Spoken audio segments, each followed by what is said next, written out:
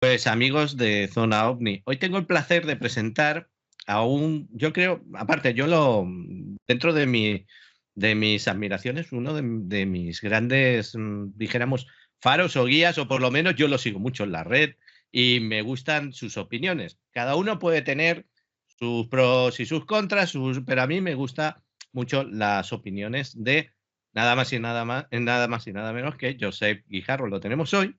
Entre otras cosas, porque ha presentado un nuevo libro. El 9 de octubre presentó un nuevo libro que es, disculparme que lo tengo aquí, El secreto de los aliens.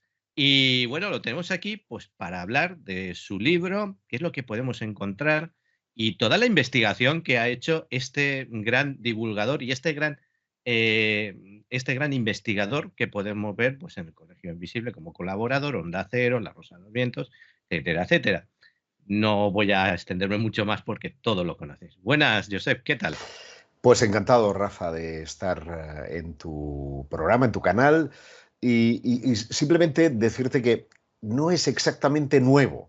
El libro en realidad es una ampliación y actualización de una versión anterior que era Sí, Aliens Ancestrales correcto. y que en este formato del secreto de los aliens pues ha quedado preñado de Ah, 200 y pico páginas más sí. que constituyen en este caso nuevas aportaciones. Además he tenido que integrarlas dentro de ese recorrido cronológico Ujú. que era la investigación que se llevó a cabo para la serie Extraterrestres, serie que además cumple ahora nuevo aniversario, nuevo ciclo, porque este mes de octubre pues vuelve a las pantallas en una nueva serie, ahora ya dirigida y presentada por Lorenzo Fernández Bueno. Sí, serie que yo, en D-Max, creo, y que Eso vamos, que es. yo no me pierdo ni un episodio desde la primera temporada, igual que en Mega podéis encontrar Colegio Invisible, que también colabora Josep Guijarro. Bueno, y en esta nueva extensión, como tú bien has aclarado, ¿qué es lo que podemos encontrar? ¿De qué trata? ¿Qué estudio has hecho? ¿Qué has incorporado? Pues básicamente nuevos viajes que abren nuevas perspectivas y confirman de alguna manera mis sospechas de que no estamos solos y de que fuimos visitados en la remota antigüedad. De hecho, el libro empieza de forma desigual a como lo hizo en 2014. Empiezo en Egipto, en un viaje que realicé en 2022 y donde tuve oportunidad de conocer unas extrañas pinturas rupestres que se encuentran en la meseta de Gilf el Kebir, que está situada entre Argelia y Egipto, en el desierto occidental, y en la que se muestran dos cuevas mmm, misteriosas con más de 10.000 años de antigüedad, se remontan al periodo Holoceno, en ese eh, misterioso periodo que es la prehistoria. No hay registro escrito, solo unas pinturas rupestres, miles de pinturas rupestres que encierran una serie de claves sospechosamente familiares. No busques platillos volantes, puedes buscar dioses misteriosos, eso sí, porque lo que a mí me llamó la atención de esas pinturas, explicadas por un antropólogo, egiptólogo, buen amigo, Yasser el-Laithi, doctor en antropología, es que la fuerza de los mitos que están ahí representados van a prevalecer durante más de 3.000 años para dar lugar a la religión egipcia. Y fíjate lo que son las cosas. Hay una imagen potentísima que reproduzco en el libro, que es un tipo que sujeta una maza en su mano y con la otra está agarrando a un prisionero. Una imagen potentísima porque 3.000 años después, en Asuán, muy cerca de Asuán, en esa región, aparecerá una estela conocida como la estela de Narmer, que reproduce esa misma imagen icónica, la de un faraón con una maza y sujetando el pelo de un enemigo. La pregunta ¿es que Narmer no existió y realmente el arquetipo, el mito prevaleció durante 3000 años, o que realmente lo que hizo Narmen fue representar una antigua fuente de inspiración y de leyendas que procedía de un lugar ignoto del desierto. Porque es que resulta que ese desierto no era tal, fue una sabana. Allí hay representadas pues desde jirafas, leones y todo tipo de fauna, hasta otras más misteriosas como son sirenas o algunos dioses que sospechosamente están representados 9, igual que la Eneada egipcia, nos vienen a hablar de esos Sem-Suhor, de esos compañeros de Horus que procedieron de las estrellas, que vinieron a instruir a la humanidad y que por consiguiente podemos, y este es un indicio, no hay una evidencia, suponer que esos dioses venían de las estrellas, por lo tanto serían no de este planeta, sino extraterrestres. Sí, y verás, yo siempre hago un poco una crítica del mundo anglosajón, porque tenemos ahí los alienígenas ancestrales, la teoría de los alienígenas ancestrales. Yo quisiera saber tu opinión, porque yo tengo la mía. ¿Tú crees que de esa teoría a veces, yo es que siempre es una pregunta que me he hecho, estiran demasiado y pueden aplicar, yo qué sé, se puede aplicar esa teoría para cuando la ciencia o la historia no puede encajar algo que en realidad sí que puede que tenga una explicación, pero en este momento no se le puede dar? ¿No crees que a veces se estira un poquito esto de los alienígenas en cuanto a en ese sentido? Ha sido muy políticamente correcto. Yo en el libro, porque es una de las cosas nuevas que he añadido, una serie que es la serie más vista de todos los tiempos de la televisión mundial, se dice pronto, y tiene que ver con marcianos, tiene que ver con extraterrestres. No es que estiren, es que, caramba, para ellos la historia, toda la historia está poblada de extraterrestres. No, yo creo que no es necesario llegar a ese extremo para poner en solfa enigmas de la historia que en efecto parecen alimentarse de la idea, de la presencia, yo diría que interrumpida, no ininterrumpida como sugiere la serie, de esos dioses que bajaron de las estrellas. Y los vamos a encontrar en un periodo muy determinado de tiempo que seguramente se remonte a esos 10, 12.000, hasta 12.500 años atrás, no mucho más allá. Es decir, sucedió algo en esa fecha que además coincide con un importante cambio climático que va a propiciar toda una serie de migraciones que algunos, yo cito por ejemplo a los Bobal, a los hermanos Bobal, pero podríamos añadir a Hancock y a muchos otros, que vinculan más con la Atlántida, con otra humanidad, porque les chirría o se le cerrarían muchas puertas en el mundo académico, que ya se las cierra, la Atlántida, en lugar de los extraterrestres, porque eso ya definitivamente digamos, les convertiría en algo de loquero, ¿no? Pero yo como no tengo pelos en la lengua y no me siento encorsetado por la ciencia, porque no soy científico, sino periodista, y me gusta mucho filosofar, y me gusta, en este caso, hacer un ejercicio, digamos, de realismo fantástico para provocar al lector que se pregunte cosas, pues yo no tengo ningún cortapisas en decir que cabe la posibilidad de que la Tierra fuera visitada en un momento remoto de la antigüedad por esos dioses. Y fíjate, y lo digo así también de claro, no me parece que el actual fenómeno ovni tenga nada que ver con esos dioses. ¿Por qué? Pues porque, y es otro de los capítulos que he añadido de más rabiosa actualidad por el tema de los WAPs y las historias del Congreso de Estados Unidos, me parece que estos juegan al gato y al ratón, mientras que aquellos de la antigüedad instruían, hablaban, enseñaban y te ejercían un severo digamos, control o contacto, ¿no?, con las gentes de todo el planeta. Por consiguiente, yo creo que estamos o frente a dos cosas distintas o cuanto menos, yo no tengo claro que el fenómeno ovni sea 100% extraterrestre, que puedan haber razas o dimensiones u otras historias que estén en contacto con nosotros.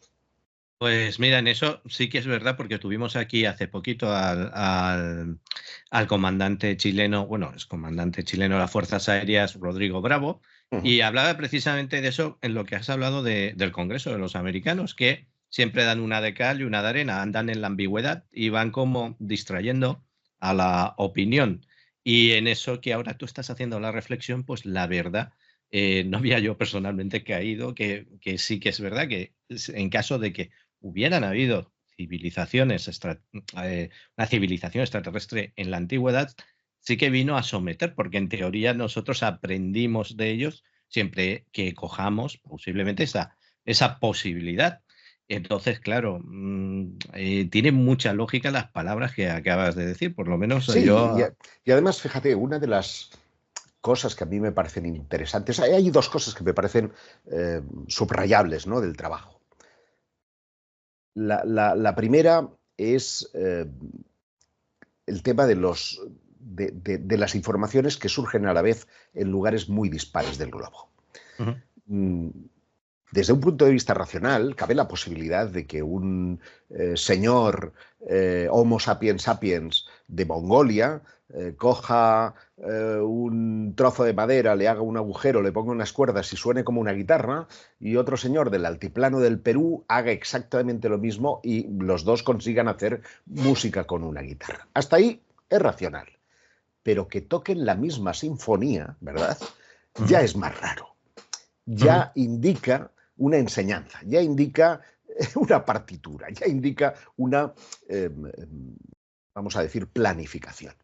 Y cuando tú encuentras las mismas leyendas con pelos y señales a un lado y al otro, cuando encuentras elementos de escritura en las tablillas Rongo Rongo del Valle del Indo con las que están en Pascua, cuando encuentras similitudes extraordinarias entre las posiciones yógicas de Oriente y algunos de los frontispicios que se encuentran en Copán Ruinas, por decir algo, pues dices, aquí hay algo muy extraño, aquí ha habido una instrucción general. Ese conocimiento, aun aceptando que los niveles del agua eran inferiores, que se podía caminar más terreno que ahora, que pudieran existir contactos no reconocidos entre civilizaciones, hay cosas que absolutamente chirrían. Por lo tanto, esa es una. Y la otra, que se me antoja muy interesante, es plantear que todos ellos se han fijado en los mismos cúmulos estelares y no solamente por Ujú. una cuestión de calendario agrícola.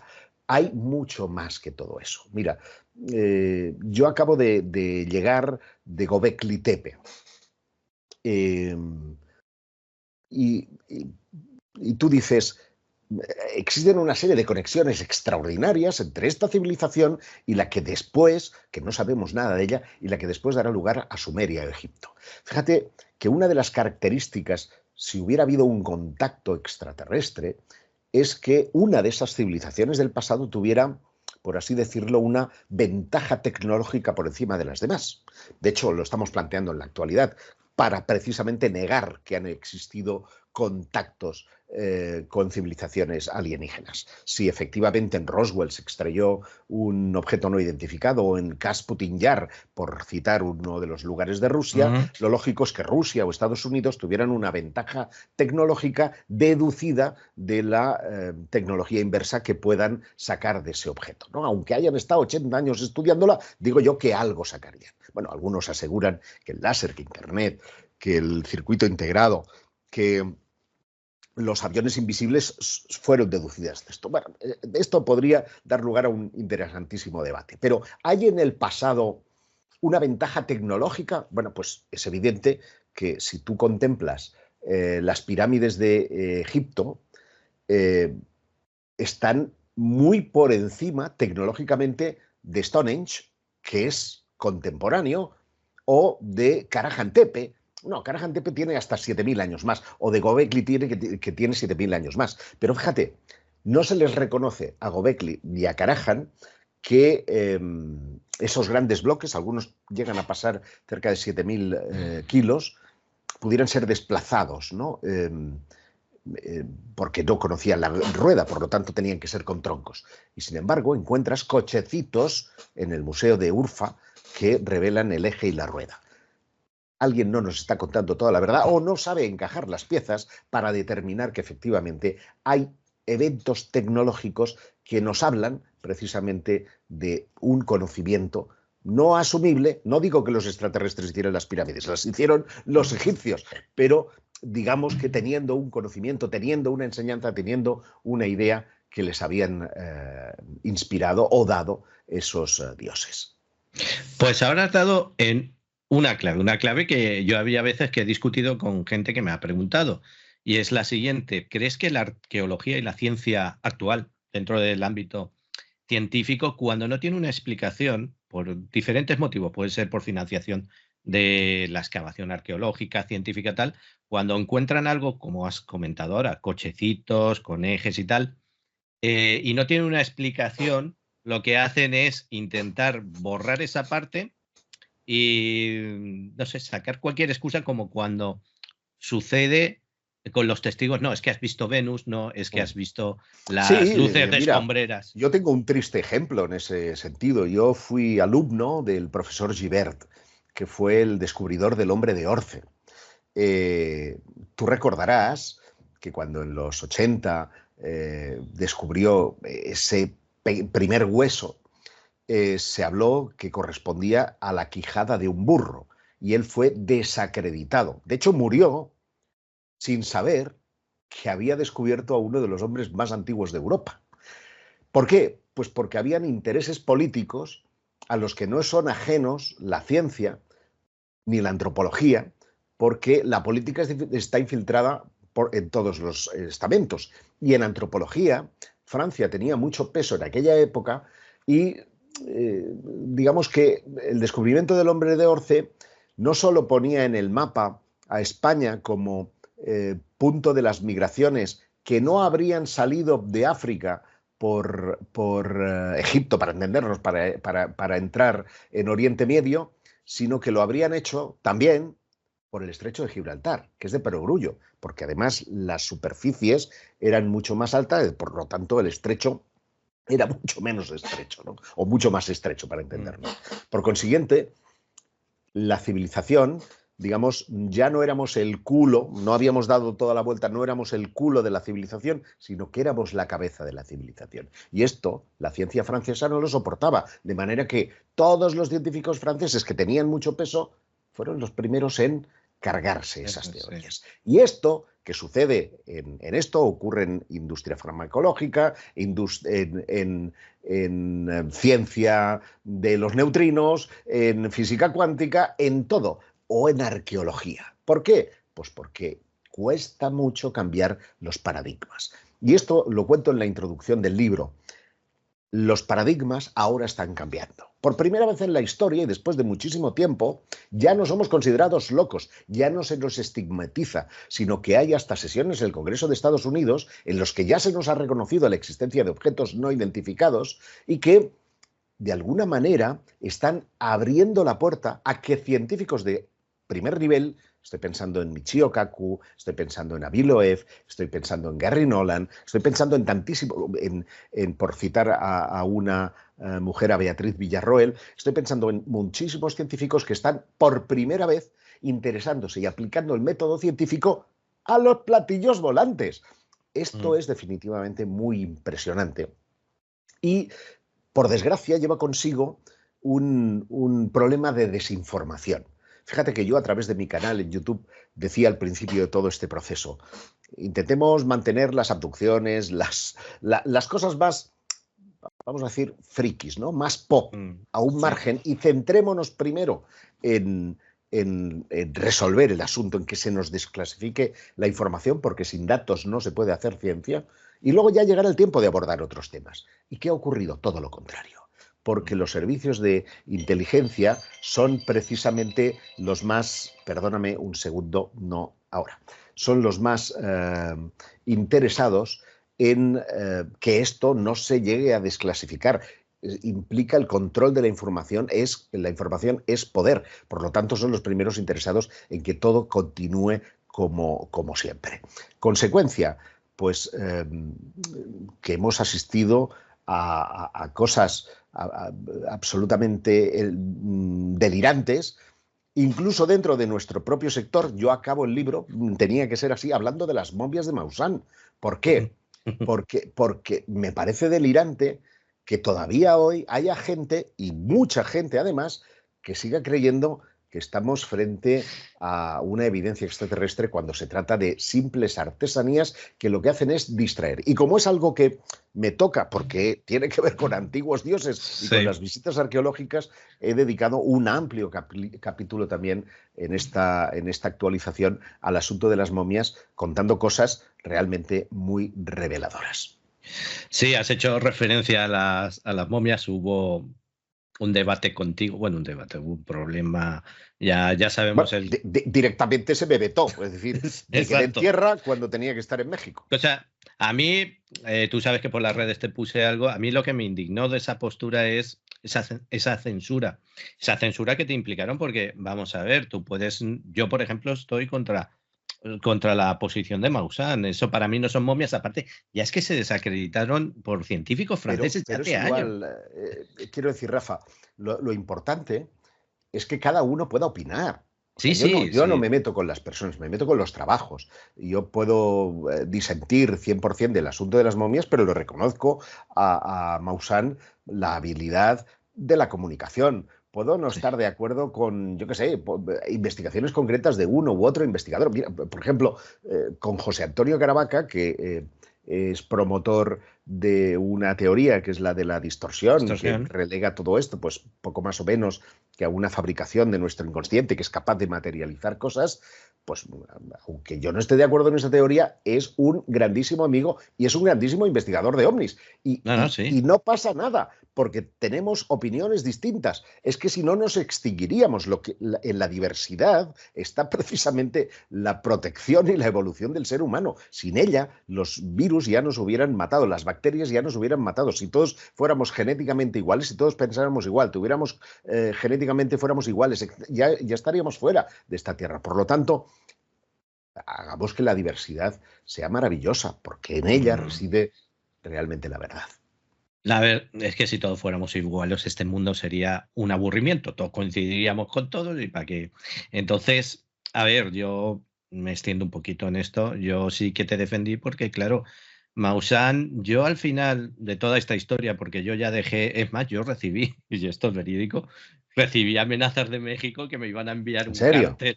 En serio, cogí al tío de un narco no sé qué, que me lo iban a enviar a España. Digo, pero esta gente está mal de la cabeza. O sea, y no es broma. Tengo por ahí el mensaje, cogí, lo bloqueé, ya no. Pero yo sé, y ya no me voy a extender más en este tema, que ahí hay un tufillo nacionalista por ser la primera nación en dar contundentemente que aquí ha habido una civilización extraterrestre. Porque dada la deriva política que lleva ese país, yo creo que por ahí van los tiros, pero bueno, tampoco quiero tocar la parte política. Yo pienso que es, por desgracia, algo mucho más mundano y se trata de hacer caja, aparte, sonido del dinero. Pero sí es verdad que dentro de este tema concurren muchos factores geopolíticos y geoestratégicos, porque no en el caso de México, que estamos hablando de unas artesanías que ni siquiera son mexicanas porque proceden de Perú, sino en el de la adquisición de posible tecnología externa, no humana.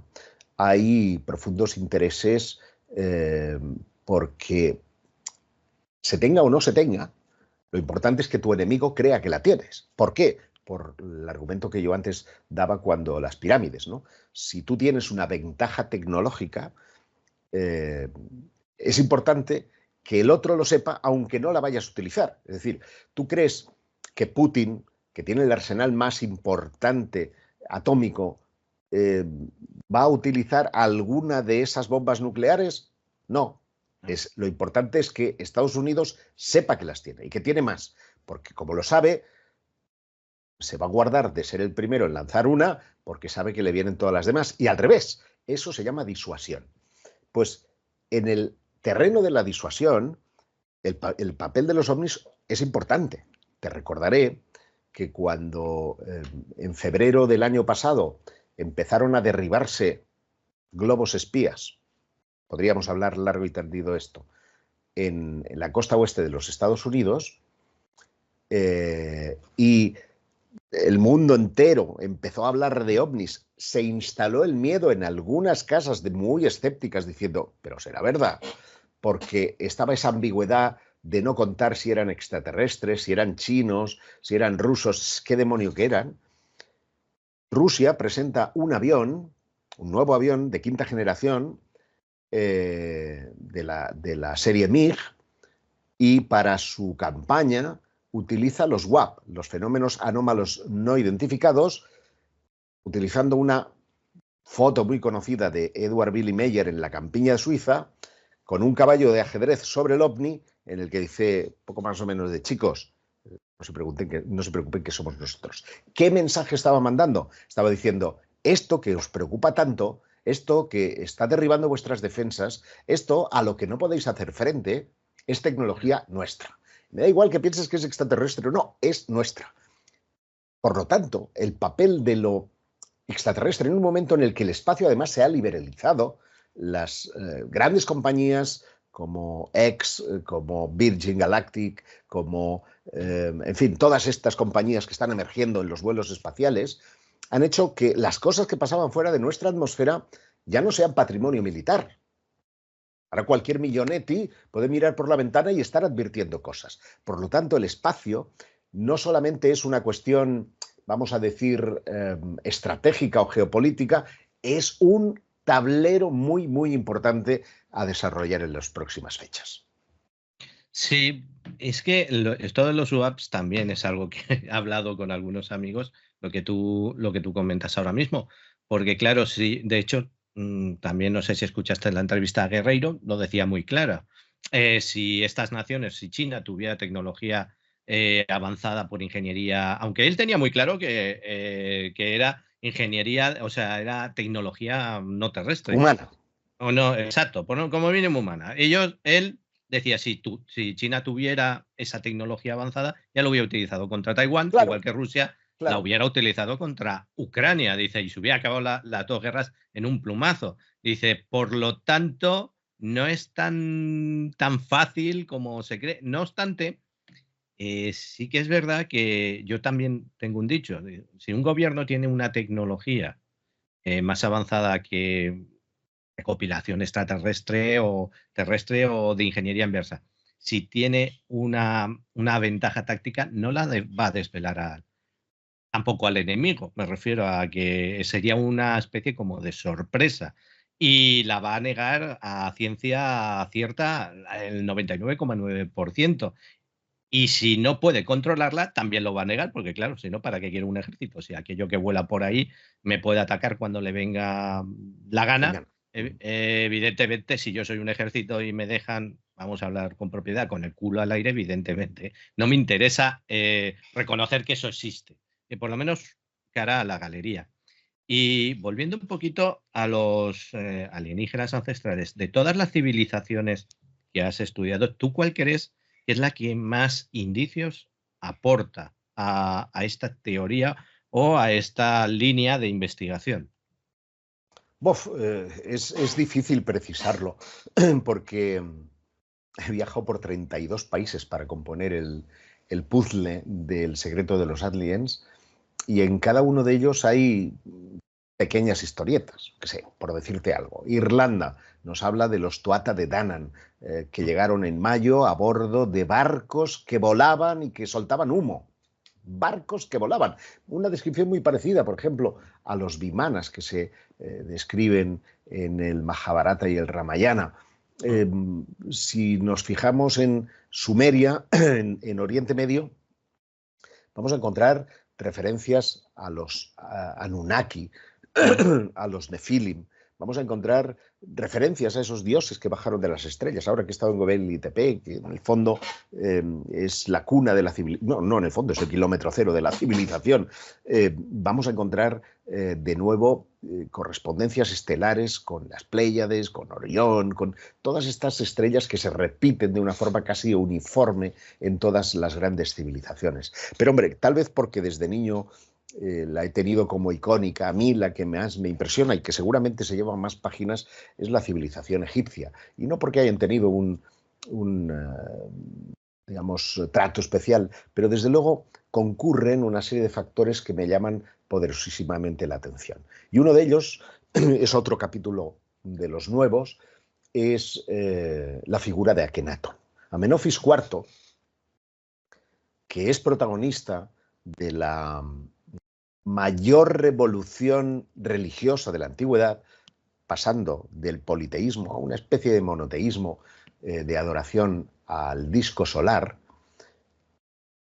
tiene esa idea, bueno, no tiene esa idea, es que le instruyen esa idea después de un contacto con un disco refulgente mientras él estaba en una cacería del león. De hecho, si tú vas a visitar lo poco que queda, porque aquello es como la zona cero de una explosión atómica de la ciudad de La Marna, que es la capital que él fundó para su nuevo dios, hay una inscripción en lo alto en el que dice construye aquí, que es lo que oyó que le dijo ese disco una vez lo había avistado. Y a partir de aquel momento él se convierte en digamos, un siervo de su Dios en la tierra, como lo pudo ser Moisés en un momento determinado, como lo pudo ser Buda o como lo pudo ser Mahoma para los musulmanes. Es decir, se convierte en un profeta de sus dioses, tanto él como ella, como Nefertiti, que van a ser adorados por el público y se van a hacer representar con ese disco, con unas manitas que les tocan como protegiéndoles. Además, es un tipo muy raro. Es un tipo que hay que decir, se han hecho estudios de ADN y es completamente humano, pero parte de mi investigación, por friki que te pueda parecer, gira en torno a la búsqueda, primero de su tumba, porque se mandó borrar su rastro sobre la faz de la Tierra, y hay 3 tumbas, 2 cenotafios y una tumba, y ni siquiera, aun habiéndose descubierto, ni siquiera se atribuyó a él, porque los huesos parecían propios de una mujer, la pelvis era propia de una mujer, y además habían sido borradas las inscripciones de su ataúd, con lo cual se creyó que se había encontrado a su madre, cuando en realidad estamos frente a Akenatón. Es una historia fascinante, yo describo con todo detalle qué es lo que pasó, porque afortunadamente los egipcios escribían todo, y además lo correlaciono con un lugar misteriosísimo que se encuentra en la meseta de Saqqara, en la necrópolis de Saqqara, que es el Serapeum, un lugar realmente de otro mundo, un lugar imposible con unos féretros gigantescos que abren al sueño y a la especulación. Yo, mira, estabas ahora hablando de, porque aquí ya entremezclamos otra cosa que influye en nuestra actualidad, son las religiones. ¿Crees que estas civilizaciones que nos pudieron haber visitado, su influencia más fuerte en la actualidad, aparte de tecnología, que hemos ido evolucionando y tal, y cálculos matemáticos, ¿crees que en las religiones es ese nexo que aún tenemos Sí. con estos posibles? Pero mira, si se revelara que las religiones vienen de estos antiguos ancestros alienígenas, sí. ¿Crees que habría una hecatombe? Es que, bueno, la hecatombe sucederá igual porque es incompatible la religión con las nuevas ideas. Pero no es tanto que los instructores o aquellos dioses desearan ser adorados como tales, sino que probablemente ante la promesa de regreso, porque todos ellos dijeron volveremos y se piraron al cielo, lo dicen así. Y además las pirámides tienen la función de llevar las almas al cielo para ir a buscar a esos mismos dioses, ¿no? Es una máquina de la inmortalidad. Pues no solo, digamos, consiguieron esto, sino que ocurre un poco como con los cultos cargo. No sé si has oído hablar de ellos. Mira, en las islas de la Polinesia, durante la Segunda Guerra Mundial, pues habían tribus que no habían sido contactadas por ningún hombre blanco. Y de repente, por los avatares de la guerra, Estados Unidos se ve en la obligación de recalar en algunas de estas islas para montar puestos de abastecimiento y de comunicaciones en sus rutas hacia el Japón. ¿Qué ocurre? Pues que en Vanuatu o en otras islas parecidas instalan tiendas de campaña, crean pistas de aterrizaje para sus aviones y, claro, los indígenas de allí cada vez se van acercando más, escondidillo, ¿no? Viendo qué ocurre, ven que a las 7 de la mañana se ponen todos ahí con los fusiles, que ellos interpretan casi como un palo, y suben una bandera, ven que de los aviones sacan cajas que llevan chocolate, tabaco, latas de atún, en fin, de todo, comida, y encima las comparten. Oye, tú, I'm from America, and you. Entonces, esto da lugar a un culto que cuando aquellos americanos que les daban tabaco, les daban chocolate, les daban tal, desaparecen, dicen, joder, nosotros aquí cazando como gilipollas, cuando de repente vienen estos, bajan del cielo y nos lo dan todo en una lata, cuando desaparecen, pues ellos dicen, joder, ¿y ahora las latas qué? ¿Y el tabaco qué? ¿Y todo esto qué? Pues mantienen limpias las pistas de aterrizaje.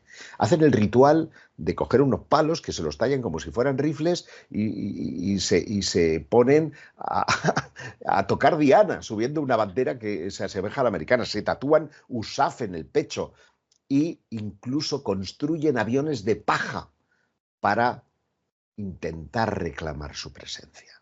Y yo lo que pienso es que el hombre antiguo hizo eso con esos dioses. Es decir, los adoró porque consiguió una alta cuota de satisfacción, de civilización, domesticó los animales, le enseñaron la agricultura, empezaron a vivir bajo un techo, a fundir metales, en fin, a civilizar, a crear sus primeras ciudades, y es muy probable que estos tíos que después se fueron dijeran, hostia, tienen que volver, nos prometieron que volverían, vamos a invocarlos de esta manera. Hicieron un culto cargo. Esa es mi hipótesis, ¿no?, para aplicarlo a los dioses del pasado.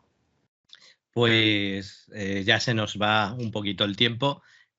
Ha sido una entrevista súper, por lo menos para mí, didáctica. Tenemos muchos puntos de vista en común.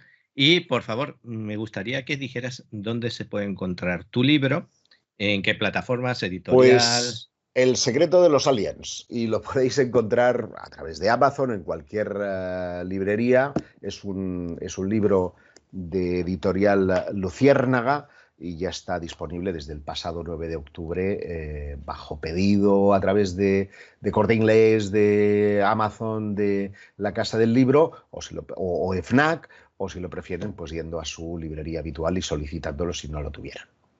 Pues mira, el 13 de noviembre hay una nueva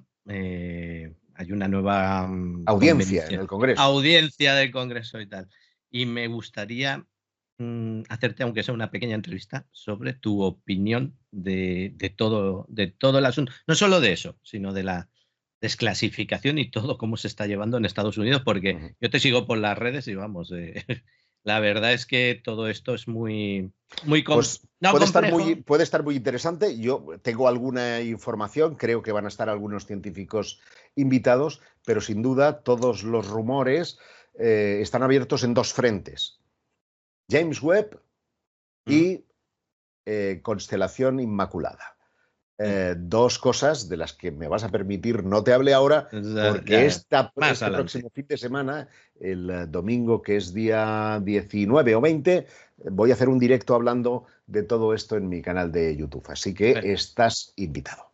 Perfecto, y todos los que nos escuchen también, o en cualquier momento, os suscribís al canal de Josep Guijarro en YouTube y allí tendréis la última información. Pues ha sido todo un placer tenerte aquí en Zona OVNI y esperamos en otro momento tenerte. Claro que sí, será un placer. Un saludo, Rafa. Hasta pronto. Igualmente.